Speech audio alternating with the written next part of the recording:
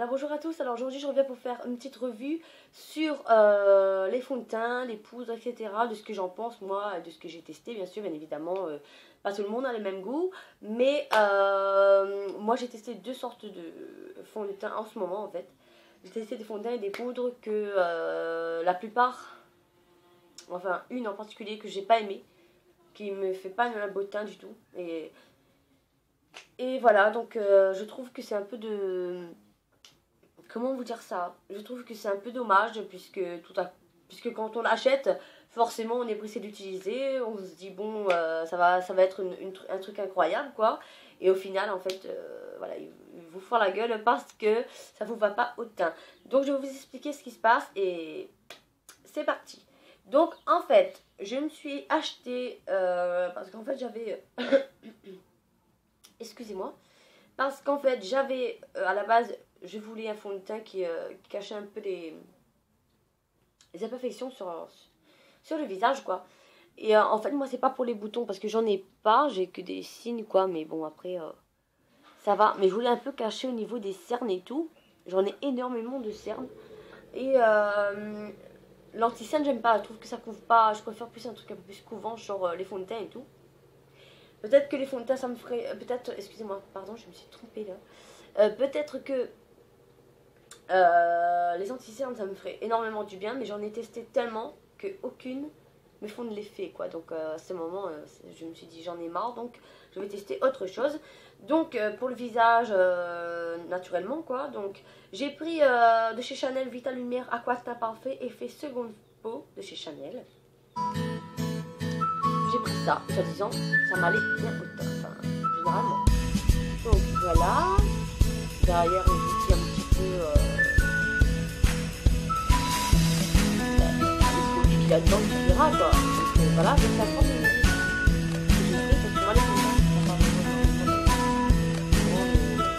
format, mais quand en fait le problème il vient de l'odeur est bon et tout.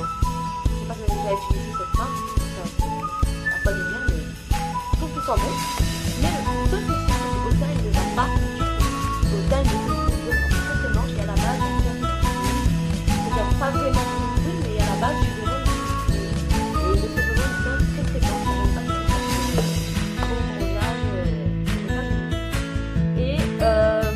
j'avais pris la poudre qui va avec. Donc c'était la poudre Chanel, c'est la même chose.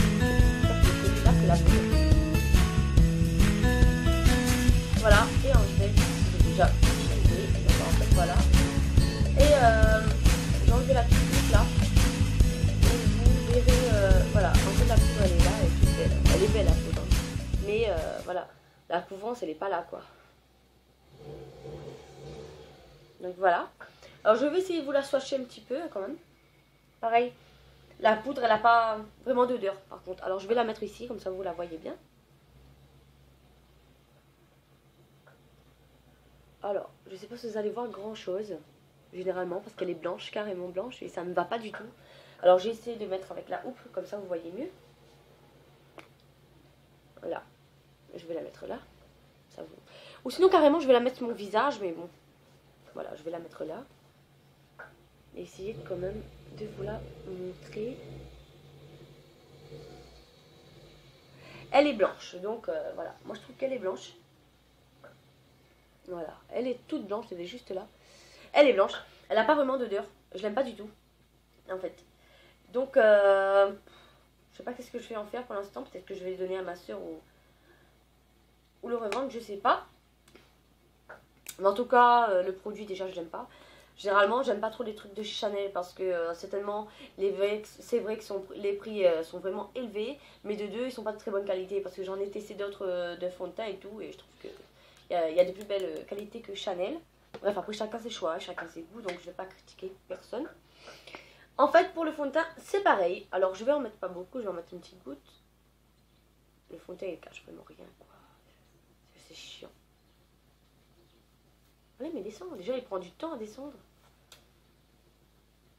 Voilà. Voilà. Alors, regardez. Là, vous voyez beige, mais en fait, il fait vraiment une peau blanche, quoi. À la caméra, on dirait que je suis blanche. Mais généralement, je suis pas blanche. Alors, regardez. Je sais pas si vous allez voir, ça m'énerve. Donc, ici. Là, le fond de teint, il sent bon, par contre. Il a une bonne odeur. Là. Donc, là. Et je vais vous faire une différence, en fait. Franchement, ça, c'est un flop pour moi. Hein. Vraiment, les 2 flops que j'ai achetés. Hein. Donc, je mettrai sûrement dans les flops, les tops et les flops que je ferai bientôt. Alors, on va passer maintenant à la deuxième revue. C'est-à-dire que j'ai pris une poudre de chez Yves Rocher. Teint éclat de jeunesse, voilà quoi. C'est un teint éclat de jeunesse. Lui, par contre, je l'ai adoré. Ça va se remarquer de toute façon. Parce qu'il en a presque plus. Et franchement, il était mon meilleur. Mon meilleur, franchement. Et la petite houppe et tout ici, là. Il est vraiment super. Il a une bonne odeur aussi. Voilà. Alors lui, franchement, il me fait une couvrance magnifique, quoi. Comparé à ceux de chez Chanel. Je préfère largement des cheveux de Yves Rocher, quoi. Alors voilà. Lui, il me fait vraiment une couvrance de malade. Franchement, c'est quelque chose de magnifique. Oui, comparé à Chanel, oui. Je préfère franchement ma poudre de chez Yves Rocher. Teint éclat de jeunesse, pour ceux qui ne connaissent pas. Moi, j'ai pris la teinte médium. C'est marqué ici. Moi, j'ai pris la teinte médium. Et franchement, il me fait beaucoup du bien. Il me cache beaucoup de défauts. Pour ceux qui en ont, je pense que tout le monde a un défaut. Je ne suis pas la première à en avoir. Et pour le deuxième, en fait, j'ai pris toujours chez Yves Rocher, mais c'est pas la même gamme. Teint crème confort, polylumineuse, lisse, unifiée. Donc, c'est beige 200, couleur nature. Ça, en peau, comme un escargot, j'adore le packaging. Tout ça, vraiment super. Et lui, il me cache vraiment le teint, quoi. Il sent bon, il m'en restait plus beaucoup d'ailleurs parce que ça fait un petit moment que je l'ai et je l'ai vraiment... Comment vous dire ça? J'ai vraiment zappé ça pour prendre ça et le fond de teint de chez Chanel, quoi. Et franchement, j'ai regretté, quoi. J'aurais dû prendre une autre comme ça et puis... Alors, je vais vous montrer un peu. Alors, lui, par contre, il me cache une couvrance de malade. Je vais vous montrer juste un petit peu.